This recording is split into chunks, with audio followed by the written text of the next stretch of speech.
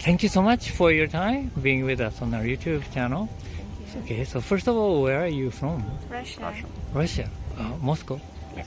Okay. Now you're traveling. Yeah, in Japan, Osaka, Kyoto, Tokyo. Tokyo. A couple of days for each season. Yeah.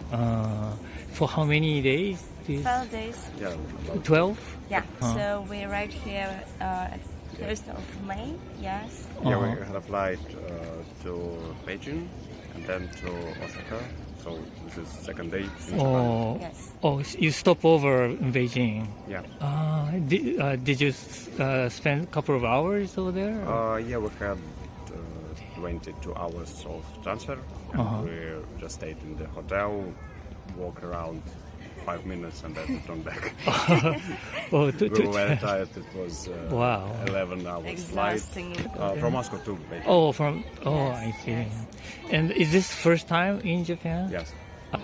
In Russia, I guess this year, last year, the visa procedure got really easy. So it just got really easy to get the visa in Japan. So everybody, just my colleagues, my friends went to Japan and they had really great feedback about their trip. So we decided to go here too. Yeah, and we had the plan to visit Japan for a long time. And once we saw a promo of Expo, which happens now. Expo 2025. Expo 2025. In Osaka. We saw this advertising and decided, this is the key thing we want to visit. So at that moment we decided we want to go to Japan, and in a couple of days we bought tickets, planned the trip, and now we're here. And so your friends have visited Japan too? Yeah. We have social media, for example, Instagram, and they all posting stuff, videos, reels that they spend great time in Japan. So we decided to join them. I see. Then what you saw in Instagram was kind of the true to you now? That's right. Yes. Yeah. There were a lot of places in plan because we were right now only in Osaka. So. Other photos and pictures are from like mountains and the other cities. So just waiting for it. I see. But in these 2 days, did you feel something really, the differences? Different. Yeah. What kind of things? I think the most unusual and pleasant way. Unusual.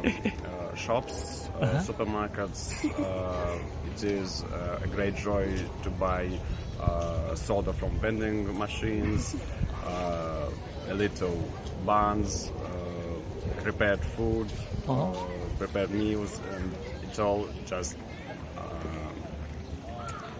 shows at the market. So you can just take stuff, buy it, and eat it at place. You do not need to cook it, to heat it up. It is ready to eat. And this is super comfortable and nice and great packages. Yes. The main difference here is the great design, I guess. You just want to buy everything. Quite annoying thing in Russia is packages. For example, you buy a bag of chips, and while you're trying to open it, it spills out, the part, everything falls down, and we have much great problems with the package itself for a lot of products. So here you can just take thing, do it with 2 fingers, and it is ready. Oh, I see. Easy to open. Very easy to open, and it's just very comfortable. So in Russia, the foods are not ready to eat so much. We thing. have prepared food, but it's a lot. It differs. It tastes great sometimes, but. For usual, you need to bring it home and to heat it up in microwave, in the oven, pan. Maybe we're just used to it. I see. I think that we have that kind of food too. But if you go to especially convenience they have, yeah, it's convenient. Convenience, recognized. Great subway. Moscow is famous for its subway, but I think Japanese in general, yeah, it's different, and it is nice to be able to find a way, even without knowing any Japanese. It is super cool to have numbers for each station, so you can just check that I need to go from 17 to 12. You do not need to count how many stations you had passed, how many you need to pass in the future. So you just check the number. Super cool design for orientation for. I see. Yeah, for to get know where you are at the city. I see. Place and language. Language. Navigation, yeah, I got the word. Nice navigation. In Japan, which places are you planning to go?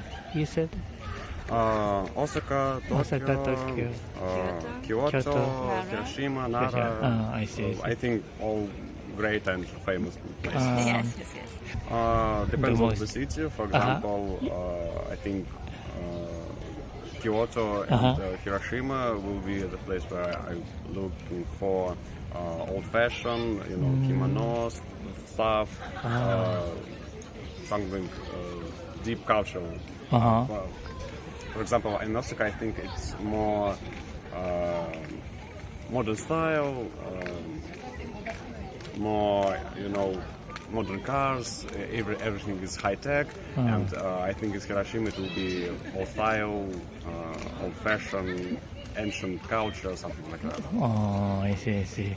I can add that in Nara, I'm expecting to go to deer park, park with deers, right? It's really nice. How about food? Do you like Japanese food? Fish is really fresh and great here. Sushi, rolls, ramen, everything is great. You have seen lots of Japanese food in SNS and the thing.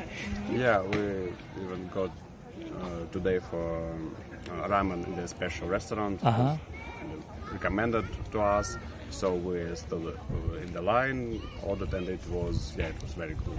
That's good. True Japanese ramen. Worth staying in line. Yeah, I think 20 to 30 minutes. Wow. Quite unusual. It was, I think, my first time in life when I stood in line to go to the restaurant. Yeah, that's true. Is it usual here? Yeah, I think so. Especially for the restaurant, maybe. Yeah.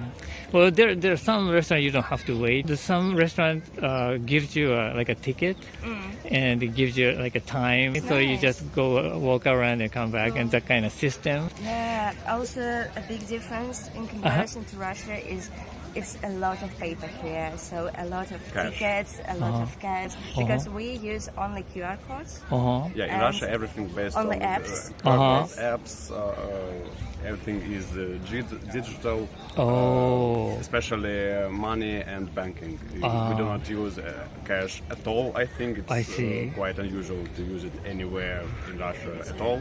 So everything is commerce, marketplaces, buying tickets, ordering from food from restaurants, ordering delivery. Everything is on the apps and QR codes. I guess I haven't had so many money in cash coins since my childhood. I see. You're going to Expo, right? Yeah. Yes. Yeah. I heard in Expo there it's like the the world, like you said. No cash.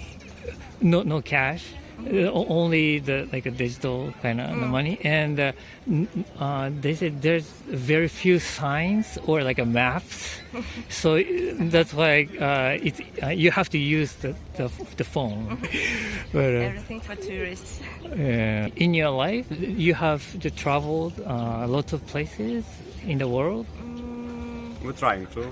You're trying to? Yeah. Together we were in Vietnam. Yeah, we visited Vietnam, Montenegro, Serbia, Greece, Italy, Finland, something like that. That's more nearby countries. Japan and Vietnam are more far away countries. Taiwan. Yeah, something Well, like ours- Belarus, but it's the nearest neighbor, so it's hard to say that it's a true traveling experience. It's, you go to train, in a couple hours you're in a different country Yeah.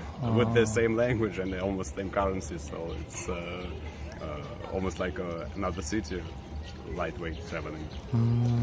But which place is your like a favorite? I really liked Israel.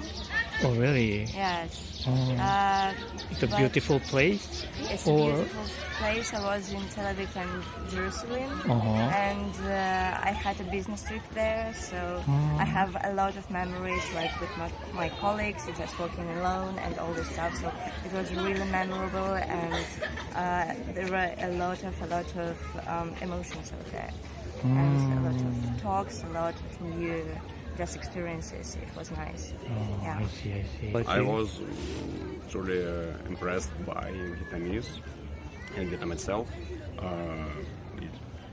Great cars, great I don't know, economies. Everything is shop or restaurant or massage salon. Everything is business, and people are really hardworking. It's just a great vibe experiencing in the country. Oh, really? Wow. And for me, Vietnam has a great cuisine. Yeah. But this is a tricky part because in Russia, Vietnamese cuisine is quite common, and it is not a problem to find a Vietnamese restaurant I see. in any part of the Really? big city. So I was kind of experienced in the Vietnamese cuisine. So when I came to local restaurants, it was still a new experience to taste, but it was not that great as I expected. I thought it would be that great Another Vietnamese level. cuisine, but it was just okay. It's like Nothing impressive. Same. wow. Yeah, I was I much see. more I impressed see. by the economy and struggle of people to work. It was really great vibe. Oh, I see. Well, interesting. Okay. Well, thank you so much for your time. It was Thank you. great. Yeah, talking to you. Yeah. Thank you so much for your time being with us on our YouTube channel. So, where are you from? I'm from Washington, D.C., United States. You're now traveling in Japan. Yep, we've been here a little bit over 2 weeks. Uh-huh. But I lived 6-7 years in Colombia, and then I lived about a year in Argentina. Oh, I see. But this is the first time in Japan. Yep. Oh. Just traveling to a bunch of different countries. I've been to like 55 different countries right now, Oh. and so wanted to do Japan as well traveling with my wife, and it was just on our bucket list as well. Wow. 55 countries? I really like South America, but I really like Asia a lot. So I mean, I stayed a while in Thailand, and we really liked when we traveled to China. And the last time we came to Asia, we just weren't able to go into Japan because she didn't have a visa, so we had to go back to Colombia to go get another visa for Japan. Wow. So then maybe most of the Europe and Africa too? No, not really Africa, just Egypt. Yeah, a little bit of the Middle East. Yeah, Middle East. like Jordan, Israel. Those places. The Emirates. Wow, I see.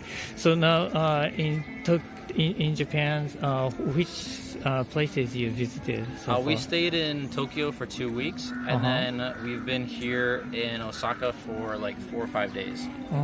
Everyone says that Osaka is like the food city, but we love Tokyo because just eating sushi and all the street foods and lots of 7-Eleven, obviously. Also love 7-Eleven in Thailand, but we just love the food, especially because in South America, other than like Peru, you don't really get good sushi. So it's really nice to be able to get amazing sushi everywhere you go. So you can get a pretty good sushi in Peru? Yeah, you can get very good sushi in Peru. Oh, really? Peru, I would say, like, if you're gonna say like the top culinary countries, it's like I think like Italy, and I think Peru, and then I mean I really like Japan so far as well. So I put those in like my top 3 countries for food. Oh, really?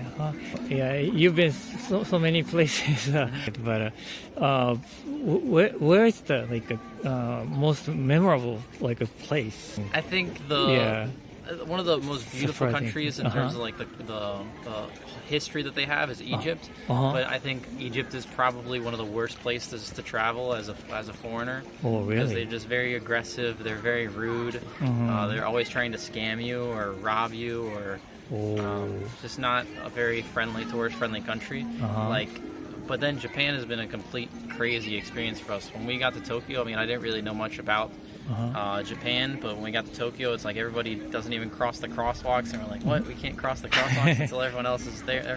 And then like not eating while you're walking, and everybody just being really quiet on the metros and the subway system.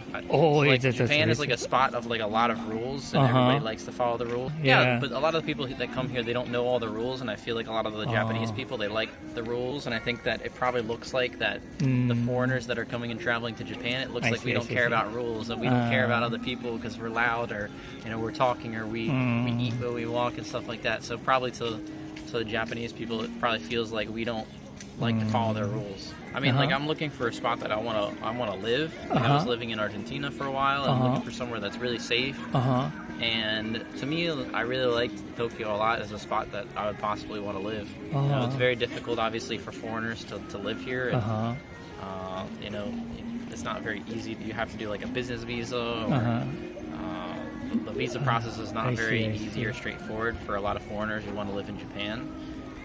But I would definitely say, like, if you wanted to live, raise a family, it'd be a great spot to raise a family, I think.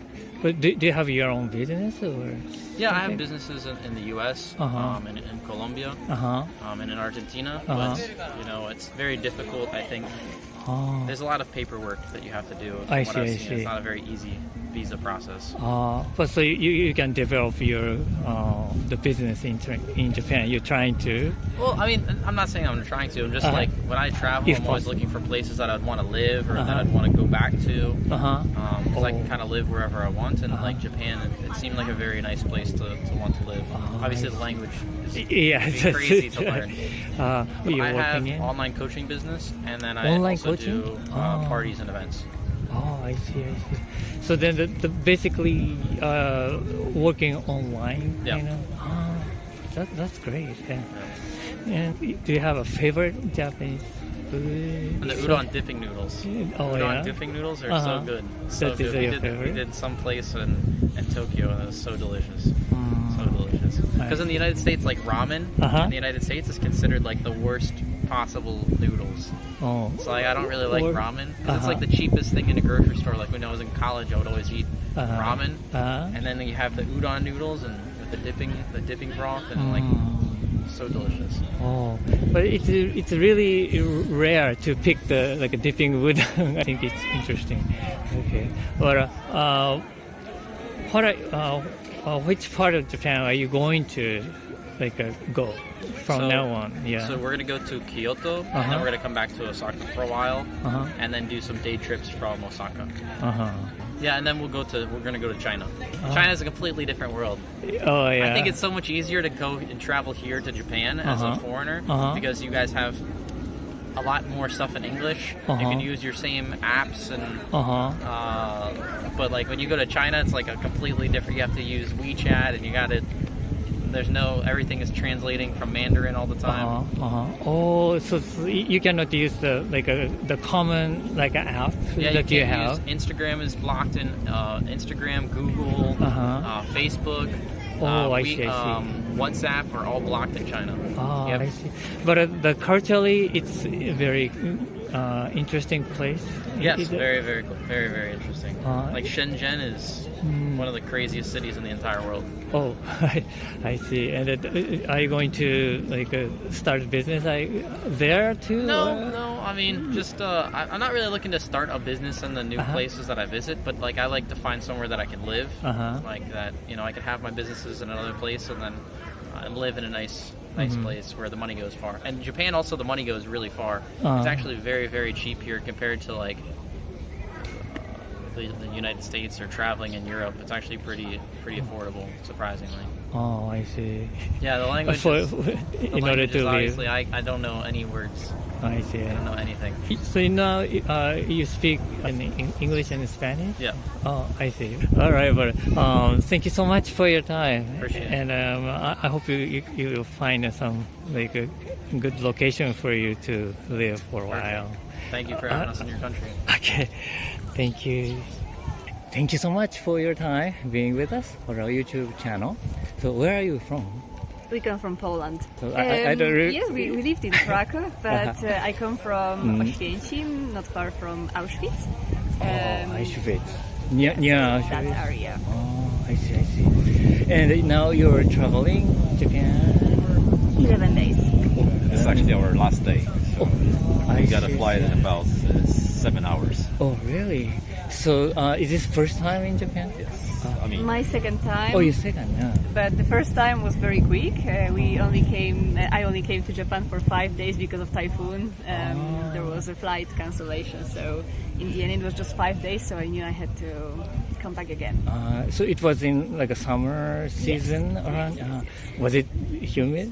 Like hot and humid? How was it? That terrible. It was Was quite not- okay. 2 years nearly. 2 years. That time I was flying from Hong Kong, and I think it was supposed to be 10 days. 10 days or But because shortened of to the- half. Did you enjoy your stay this time? yeah. I mean, How- it how was was definitely more than we expected. Oh. Because, I mean, we visited mostly cities like Kobe, Osaka, Kyoto. Himeji, Uji. Oh. Yeah. So mostly the west side. I mean, like This around this area. Yes, yeah. And my thoughts was at the beginning, well, this is, this city looks like concrete buildings, nothing special, but apparently it was kind of opposite. Plenty of nature, shrines, so yeah, more than we expected to be, definitely. We love the architecture. Yes, the greenery everywhere, and of course the politeness of the people. That's I think the highlight of the trip. Well, even if we are not allowed to do something, for example, if the store is closing or the restaurant is no longer taking the orders, people are so polite. They always kind of try to explain why something is not possible. They use thank you so many times. Arigato, you can hear it all the time. People are very, very polite, very smiling. Even doing the simple jobs, they do it with passion, with kindness. I see. I like it a lot.